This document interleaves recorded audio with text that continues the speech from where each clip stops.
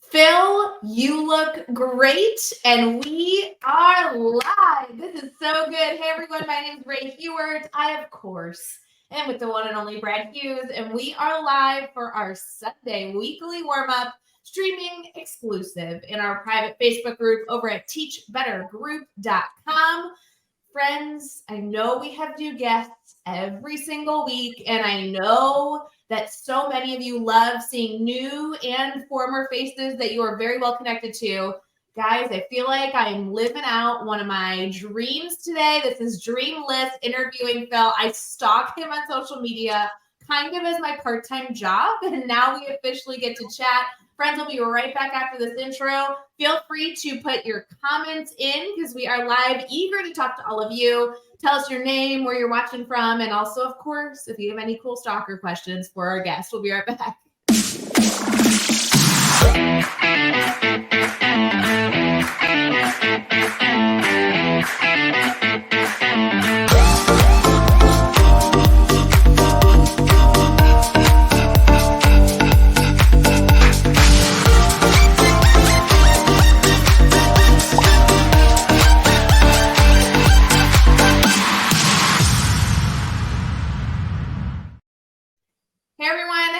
Happy Sunday. We would love for you to share your thoughts in the comments as we get into our wonderful show this afternoon. Brad Hughes is in the house. Brad, how you doing? Ray Hewart, I'm doing great. It's been a great week in education, a great weekend here in Southern Ontario. Looking forward to catching up with you and to welcoming in Phil to our Sunday weekly warm-up space here exclusively in the Teach Better Facebook group. Streaming live tonight, Sunday, 8 p.m. Eastern, and then tomorrow it's going out to all of the socials. You can catch up with me, Phil, and Ray, whether you listen in on our Teach Better Talk podcast or you tune into one of our socials. We're everywhere. We're here, we're there, and we're happy that you're in here too. Phil, I know that so many of our viewers will watch this because they want to connect with you and learn all about you, but just in case somebody's popping in this evening and they haven't connected with you yet, we share a little bit about who you are, what you do, kind of all that jazz. Hey, thanks so much, friends, for having me. Super honored and humbled to be here. Hello, everybody on the stream. Super cool to connect with you. My name's Phil Januszewski. By day, this is my 19th school year being a chemistry and physics high school teacher in the public education space. And by night, I happen to be a motivational speaker for youth with one of my best buds, Matt, through M&P presentations. And I also love to personally present to educators about trying to lean into their purpose in order to make better connections with their students through first taking care of ourselves. So again, super great to be here and have no idea where this conversation's going, but I'm all for it, my friends. That's what we're best at, right, Brad? We're really good at just winging everything, right? That's kind of the epitome of this show. We'll come up with good questions, and so will our viewers in the comments. Well, it's an honor to connect with Phil, and I can tell tonight's going to be a great night because we don't know where the conversation is going to go, but that is the real gift of connecting with Phil and with other guests here in the Sunday weekly warm-up spaces. We try to elevate and amplify the passions of fantastic educators like Phil, and we try to also weave in the comments of folks that are listening and joining us live. So if you are watching, listening, joining us live, say hello in the comments. Let us know what's on your mind. Let us know what your important role in education might be, and let us know how we can support you to get ready for an amazing week in education ahead. Yeah, Phil, tell us a little bit. I know that we're going to get into maybe some stalker vibes as I talk about why I love following you on social media. But before we get into that, you're a school teacher. You are headed into the classroom this week. Anything cool going on? Any fun opportunities that you're excited for this week in your world? Yeah, I would say being a science teacher, there's always some unique things going on, so I'm lucky with that. Tomorrow, we're actually in my English language learner physical science class. We are making fresh paletas tomorrow. So we've been talking about chemical and physical changes and in the kitchen, how much that changes. And tomorrow, every lab table's making their own fresh homemade popsicle, buza in Arabi, or paletas in Spanish, but we're going to make them and see how they turn out. So anything with food and science, you guys can all sign me up for. Yeah, that sounds like a blast. Brad, do you have any of those plans in your school this week? I mean, I know as a principal, you don't really get to do the fun stuff like that, but let's just pretend. Actually, I got a chance to do something really fun on Friday, Ray, at my school. We celebrated a fundraising goal. We participated in a Canadian annual tradition, which is the Terry Fox Run for Cancer Research. As you may know, Terry Fox was a young man who lost a leg to cancer and in the 1980s had a dream of running across Canada to raise money.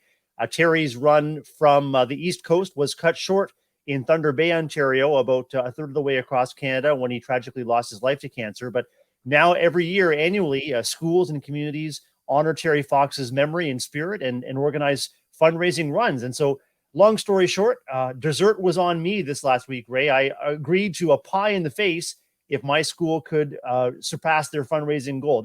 They surpassed their fundraising goal by several hundreds of dollars. And I smelled like whipped cream all day for the Terry Fox run. And it was a sweet way to end my week. I am so glad you brought that up because I saw that on social and posted it and totally forgot that was this weekend. If any of you need to see Brad Hughes and the experience of getting the pie in the face, it is absolutely something to check out on social media. My teacher colleague took great delight. You can see in the picture, she was absolutely delighted to place that pie smack dab on my kisser. And the kids were going wild. And then I had a fun time participating in the run with the kids afterwards. So that's what it's all about. Whether you're a school leader, educator, whatever your important role might be, it's a matter of, finding the fun in the work that we do and finding ways to rally everyone together behind some really important causes.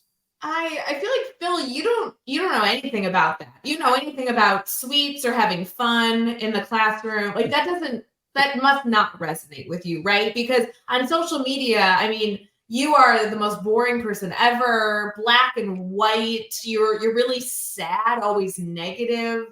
Yeah, I think this must not resonate with you at all.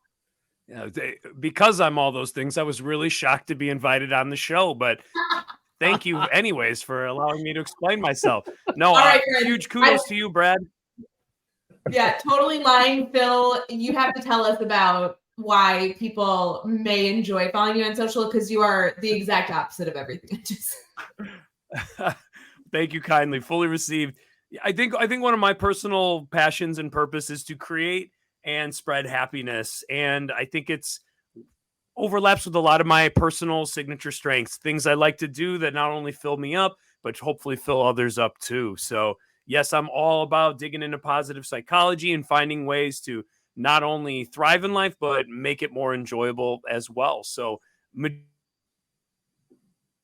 we lost our sound. Brad, you still with us? I'm still here, Ray.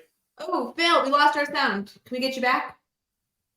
You mean you look fine as a mute too, but I know you have good stories to tell us. Really good.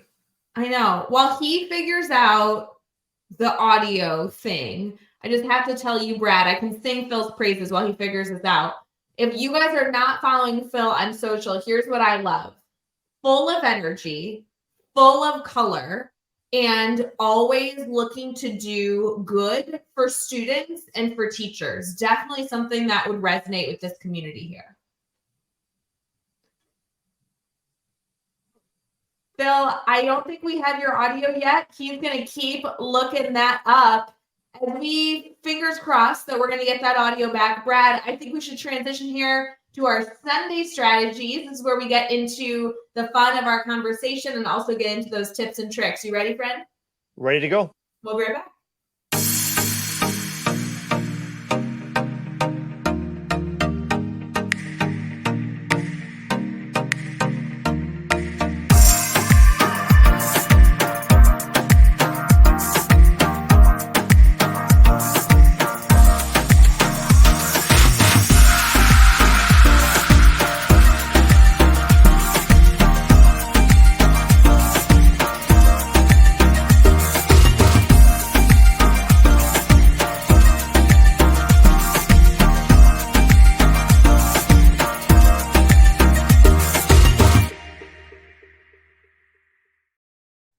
Hey everyone, welcome back to our Sunday weekly warm-up. Brad Hughes, of course, the best host ever, is here, and we are working to get Phil's audio back. Phil, take your time. You can pop in and out. We just want to make sure that we get you back. I think I'm back.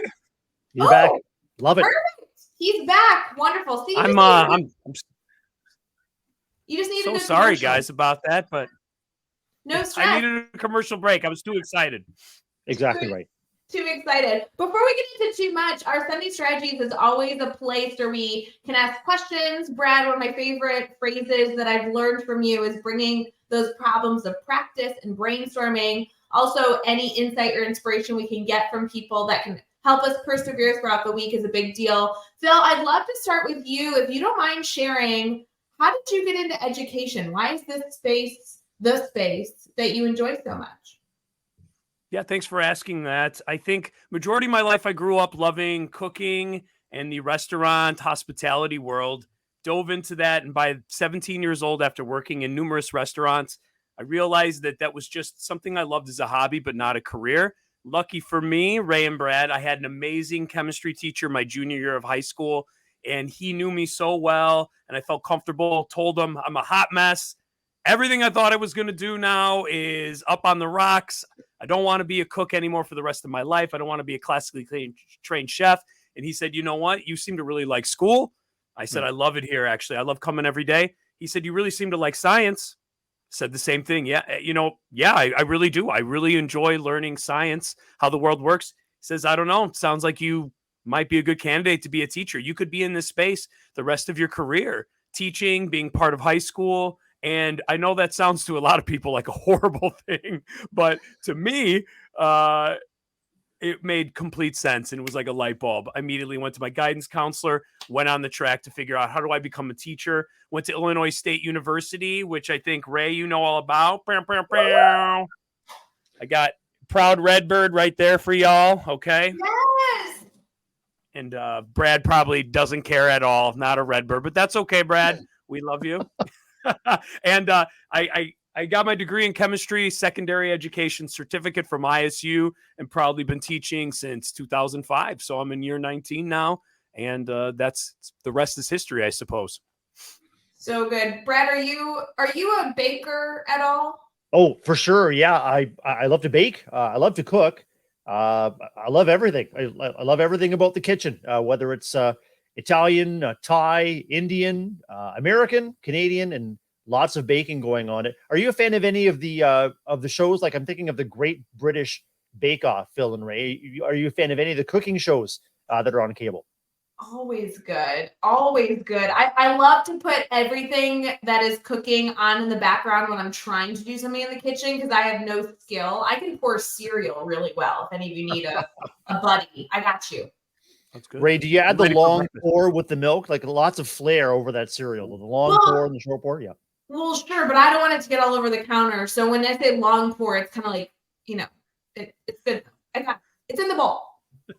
One thing that's coming to mind for me is I'm wondering about how many educators who are watching and listening tonight can reflect on a key educator in their life, just like in Phil's life, that encouraged them, saw something in them, and said, "Hey, you've got what it takes to become an educator." That the same thing happened to me. I was tapped and by my my art teacher and my French teacher that said, I think you've got what it takes to become an amazing educator. I'm wondering if you're watching and listening, if you can put in our comments the name of or a memory of a key educator that made a huge difference in your decision to become an educator yourself. Did that happen to you, Ray? I think that was how I got into education. Similar to Phil, I knew I had something I loved, and it took a teacher to say, well, what if you could do that your whole life? And what if it looked a little bit different than you expected? Phil, I'd love you to elaborate more on how this experience led into your enjoyment of the work you're doing. Obviously, you're very dedicated to inspiring teachers. I mean, take us on that journey. Thank you. I think that I naturally love interacting and meeting new people and being around people. I think it's safe to say I'm an extreme extrovert.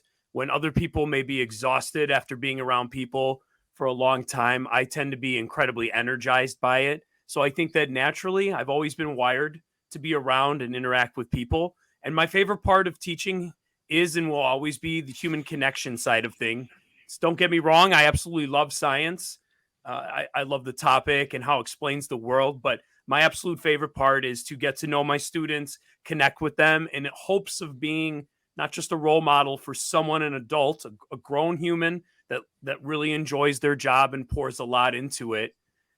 but I also hope I can be a bit of a life coach, an unofficial life coach for them, to get them to push beyond my classroom, but to think beyond just within these walls. I see them 48 minutes every day.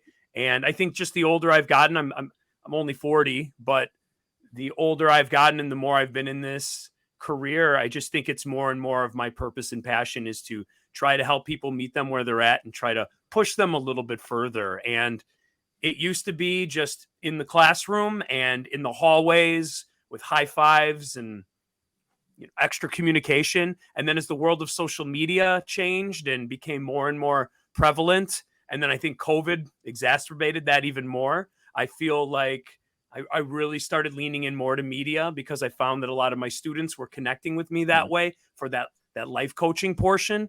And then I also started to strangely, unexpectedly, start to have parents reach out to me that said, I know you're doing this for your kids, your students, but actually I really needed that today. So I really appreciate what you're doing. So I didn't realize it's something I enjoyed doing. It was a creative outlet. It made me feel like I had a purpose and bringing value to the world, but I didn't realize that it was also benefiting people besides my few students I had. So it was just something that organically and naturally grew. And I think it's become a complete part of me now. It's interesting when I think about mentors, teachers that have helped us, and then our work now as educators wanting to continue to better this field. What do you think is your best piece of advice that when people come to you, you find yourself repeating frequently? There must be something that you find to be a theme, whether it be this year or over the last few years, that you've really leaned on. Yeah, as far as like encouragement, and we're saying for educators, correct, Ray? Yeah, for educators, that's typically our audience here. Yeah, I would say that a lot of people, I think, are busy and get stressed and overwhelmed, especially in a career that overlaps in any way with education. I think there's a lot coming at us. And I think my number one thing is that I say that you try to focus on what are the things in your everyday life that fill you up? What are the things that I like to call them your ers? For me, I'm a father, a baker, a teacher, I'm a creator, I'm a lover, a hugger, a worker outer. But think about all the ers, and Ray and Brad, some of those ers we have to do because those are our obligations and our responsibility. And they might not fill us up, and that's okay. I'm not here saying just do only what you love. That doesn't always work out well. But when we start thinking about the ers that really do start to fill us up and we get to do, if we know what those ers are, and then we start intentionally building them into our daily schedule, could be 15 minutes, could be 5 minutes here every day, could be 10 minutes here. But when you start building those in intentionally, by the end of the day, you start hitting all those things that fill you up.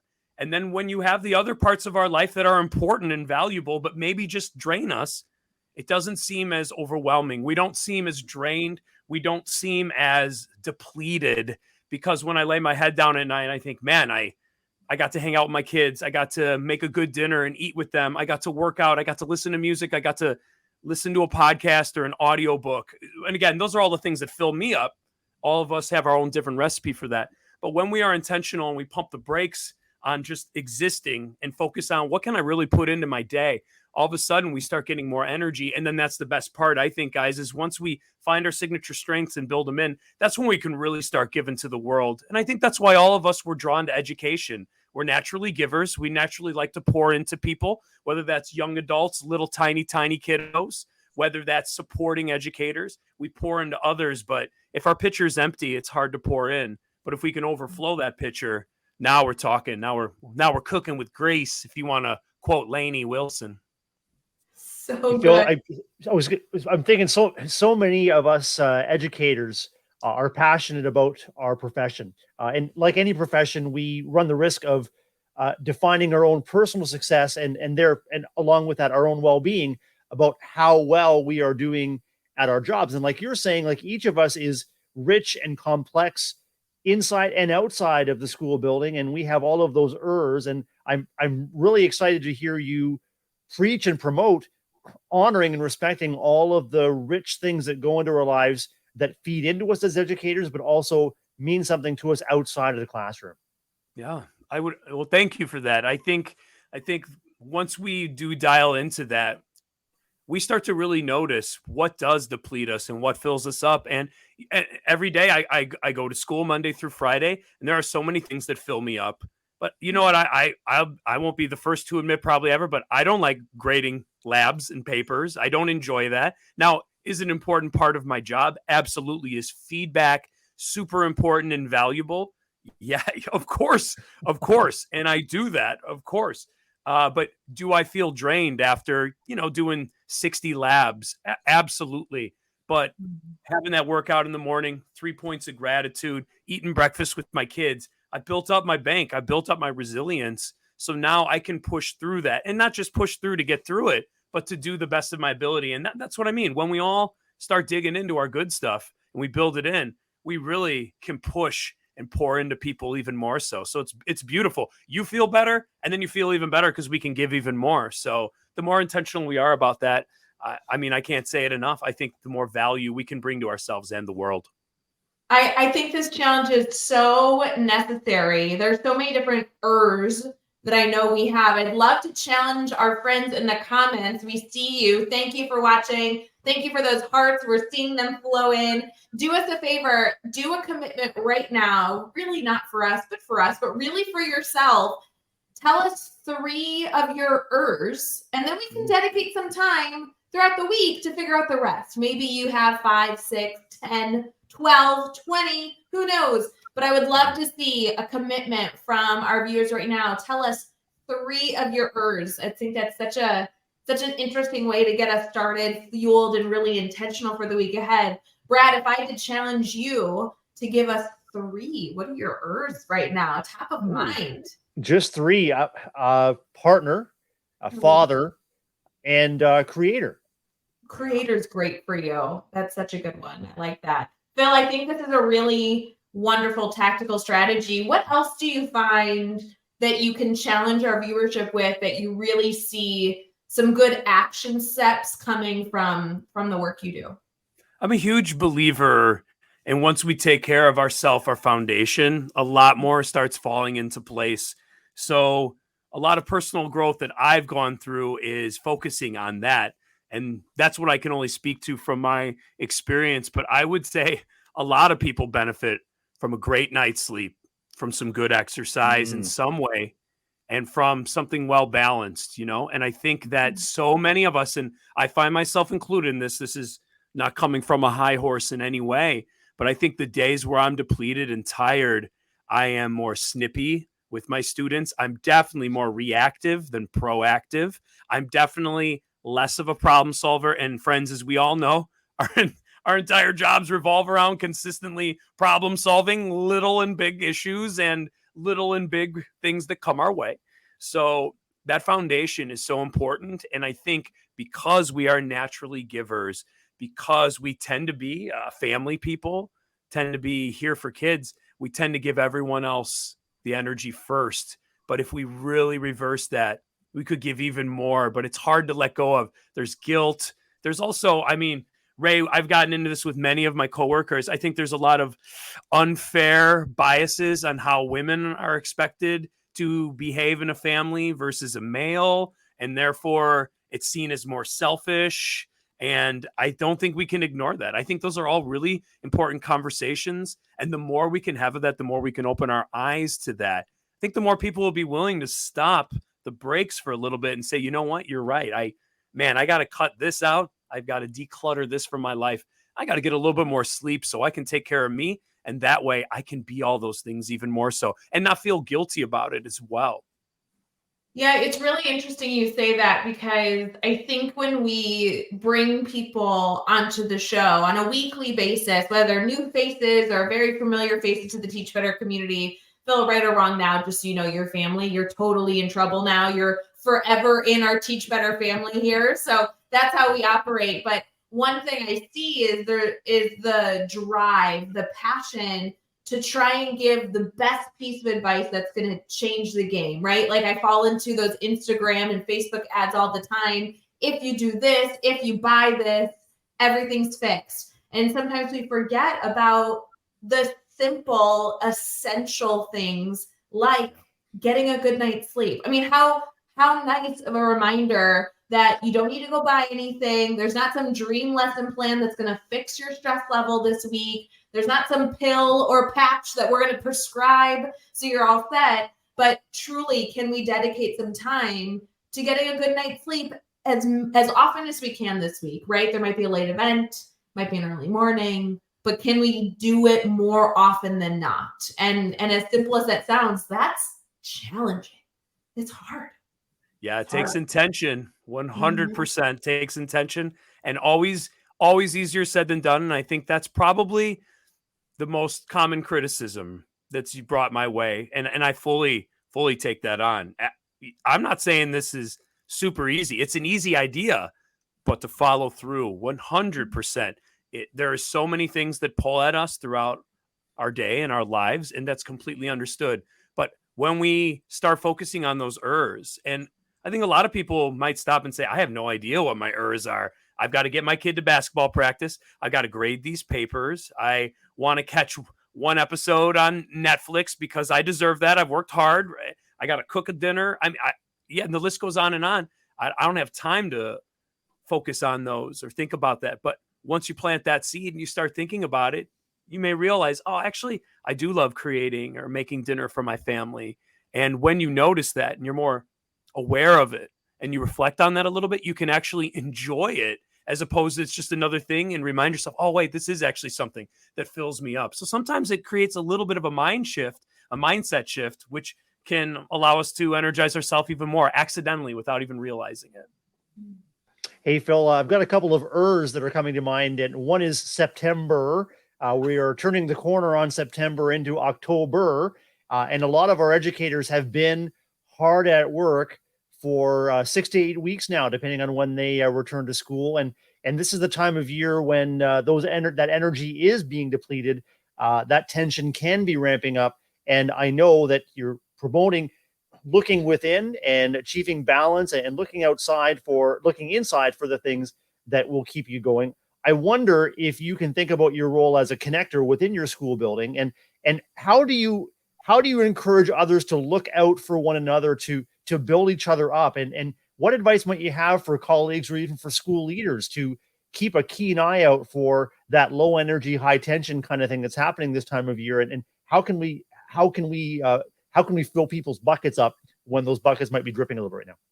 Yeah, I think that's a really important question. And I think that was like an onion, right? There was a lot of layers to that.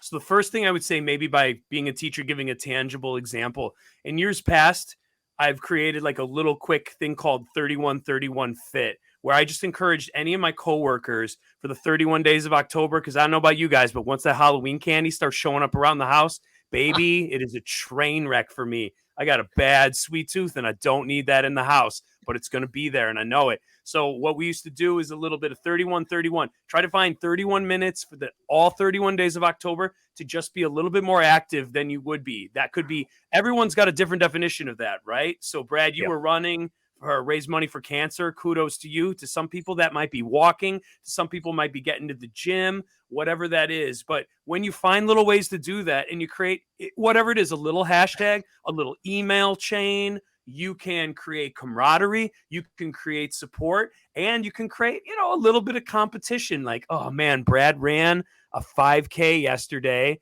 and I had quite a few extra nachos from the Chicago Bears game today. Maybe daddy's got to put the running shoes on tomorrow at 5 a.m. and just, keep myself in check. But I think when you do that, and we all know within the word challenges change, if we really do want change, we need to be slightly challenged. That's how our brain works. So I think something simple like that, it doesn't, and Ray, as you said, it doesn't have to be life-shattering, earth-shattering, life-changing. I think we all want that. I think that feeds our ego, right? We want to be the one who has the quote that changes the world, but probably all the good stuff has pretty much been said. We just need to figure out the little baby steps to get there. But I think that would be a great way to build up some camaraderie. And again, that was just something with fitness, but could be a lot of little things like that. Yeah, I think you're spot on here, Phil, that it's not just about the right answer, but then also building the community to help you stick with it. Because whether we all wake up super motivated for our Monday or we wake up a little low, we need to make sure that we know the right steps to lean on to make those good choices. And the network is a huge part of that. I know this network here, the Teach Better community, is one that many of you, I hope, choose to lean on. I know I personally lean on this community so more often than not for so much. And whether you have multiple communities or just a few, that's definitely the people that can help make sure that on those tough days, you're making those good decisions. Brad, tell us a little bit about your communities you lean on. I know, obviously, your school community as a principal, but I mean, I've seen you lean on Teach Better as well. 100%. I mean, Teach Better community, Teach Better family has been key to helping me maintain and promote positivity in my role as a principal, and also in my role as a community leader, a connector, a creator. And the Teach Better family has helped me to expand my own horizons through webcasts just like this one, and the opportunity to create and host a podcast and connect with incredible educators like Phil from all around the world. And it's those expanded connections that Teach Better has really allowed me to flourish in ways that without Teach Better, those opportunities they might be different, but they wouldn't be, I don't think, as meaningful or as connective. And I also lean on my family, my kids, and my wife, Jennifer, and my extended family. I lean on them. They're there to support, to listen. They're also there to help me course correct if I get off course. It's a little dose of loving reality is also always really, really helpful. And I also really get support from my school community. And, I'm passionate about connecting with kids and the grownups that serve kids. And I've always got something to learn, always got a little bit of joy to seek and to find each and every day. So lots of support around. You just have to keep your eyes open to it and be open to it, and risk the vulnerability that it takes to let somebody know that you're struggling, or you need a pick me up, or you need some advice, and it's right there if you ask for it. Mm. Something that I love leaning on is our weekly giggle. But before we get to that, because that, guys, friends, that is 50% of why I'm here. Well, the 33% of why I'm here, weekly giggle. The rest is to hang out with whoever is on the show. So Phil, you're a huge, huge part of that today. And then the other 33% has to be just like Brad Hughes time. Like, this staples me to be able to be successful throughout the week. But before we get into that, Phil, I would love to give you a moment to maybe give us your soapbox challenge to our community. I know that our community here will not only be here participating live, but they'll also be catching this video hours, days, weeks later. And I want to make sure that our community connects with you and really understands the kind of educator that you are, that they should have in their network. So tell us a little bit about, if you had some soapbox moment, something you really wanted our community to know, what would that be? Well, thanks for that. It's a really big moment. I feel like you guys need to cue the dramatic music, like from Independence Day, the speech. Hold on, let me see. Wait, Brad, I feel like I must have something I can click. Hold on. Ready? Dance. Go into the night. Dance pop. We're going to survive. It was too low. Hold on. We got to get one more. Maybe, how about rock? This is rock. Yep. I'm always down for rock. All right. We got to go. All right. So my soapbox, if I could say anything, I think human first is probably maybe my most favorite two words in the world of education. I think when we approach humans exactly where they are, we meet them where they are, not where our expectations would be. And I know, goodness knows, that I catch myself all the time having expectations for humans and catching myself that I need to meet them exactly where they are and then go from there. That's unfair to put people in a certain place that they're just not at yet. But I think if we meet them there and we genuinely and authentically enjoy their presence and we're glad they're there, I think that is a huge percent of the battle of helping humans learn, grow, when they feel comfortable, when they feel safe, when they feel seen and valued. I think buy-in is a lot easier. And I think they'll go places with you that they wouldn't probably want to go, but they give you the benefit of the doubt. Well, Brad's a good guy. All right, we'll do this. We'll take notes today. You know what I mean? So human first is something that I love. Hands open, heart out. And if I was talking to students the other day in a lab, we were doing a physics lab, and I said, "Hey, how's it going?" And they said, "Oh, we're good. We're just about done with the lab." And I'm like, "No, I mean, I care about the lab, but I'm talking about you. How's it going? You guys okay?"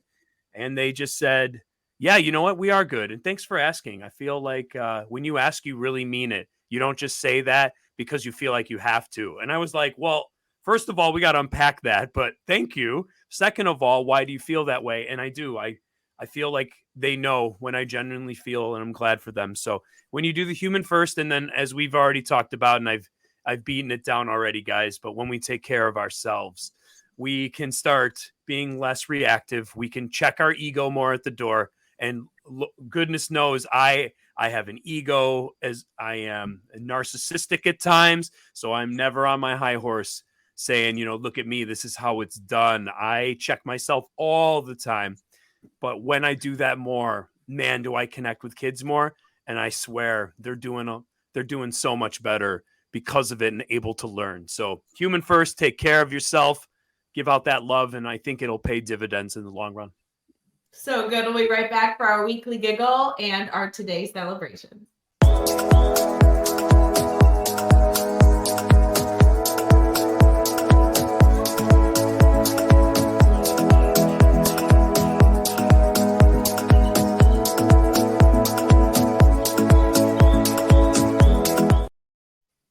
Hey everyone, we are back for our Sunday weekly warm-up. Brad Hughes, we are in our weekly giggle section, which is possibly my favorite part of my Sunday, getting ready for the week with something goofy, something fun. And we also have our National Day celebrations we'll highlight here in just a minute. Brad, what do you got for us?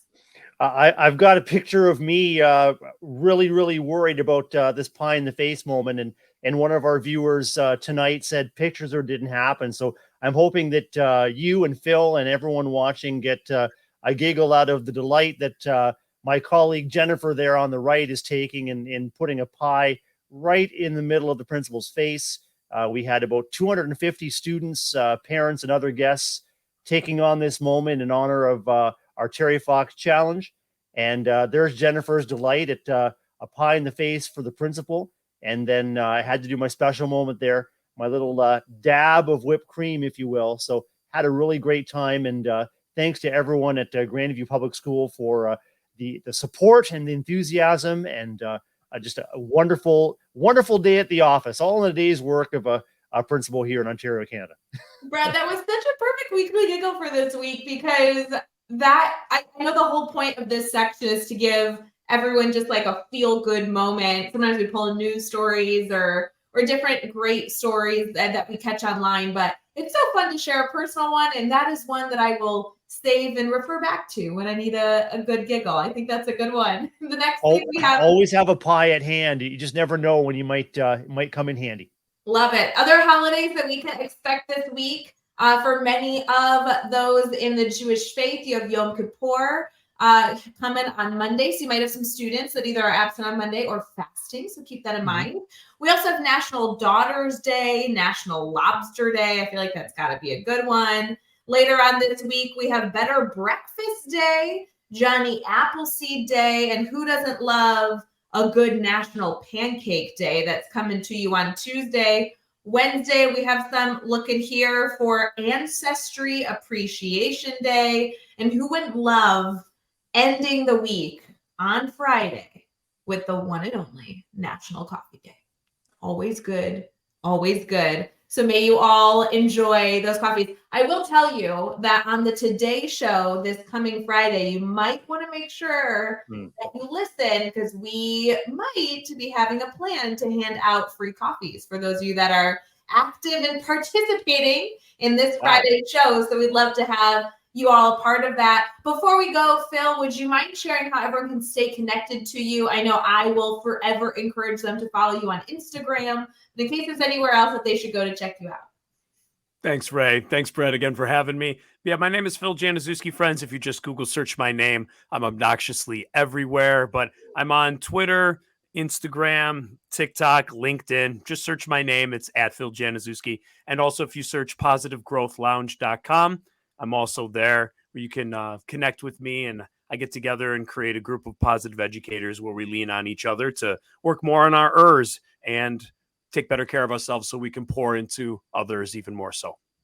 I hope you all explore that. I have just briefly started to explore that program. I know so many in our community that I know would embrace that challenge and really dedicate to making that a part of their norm. So definitely go check that out on Phil's page. The other thing, and I hate to like spoil this great episode, Brad, with a really dumb question, but Phil, would you be willing to tell us the next tattoo? Like, I just am dying to know. Do you have plans for another one? I have to know. Know. And Joshua Stamper on our team is going to be so glad I asked, because we always battle out with our tattoos. So can you spill it? What is it? Yeah. I've been leaning on a cup of hot cocoa next. Who doesn't love a good cup of hot cocoa? Not exactly heavy metal, Brad, or rock and roll, but I'm a huge winter and holiday fan, and I've been leaning on a cup of hot cocoa somewhere. Brad, can you read my mind and tell me, when I think of a cup of hot cocoa, do you know what comes to mind truly every time someone says that? I'm not sure. I'm just thinking of the feeling of wrapping your warm mittened hands around that cocoa and having like extra marshmallows overflowing and just kind of savoring. Am I on the right track? You're really close, Phil. I will tell you, and we can go back in time to find this. There was a early morning show. Brad and I did a show at 6 a.m. Central, I think on Christmas Eve, and we brought hot cocoa, and we did a live stream like this, and we were both sipping hot cocoa with whipped cream and marshmallows, and it was like the best show ever. Such a great memory. I'm so glad you remembered that, and now I can just kind of feel that that warmth of that cocoa and marshmallow and whipped cream combination, maybe a few candy cane sprinkles on top too. Absolutely. All right, friends, we appreciate you. We love you. We will see you next Sunday for another amazing guest. And of course, make sure to go follow Phil on social media to keep him a part of your inner circle. We'll see you guys soon. Have an amazing week.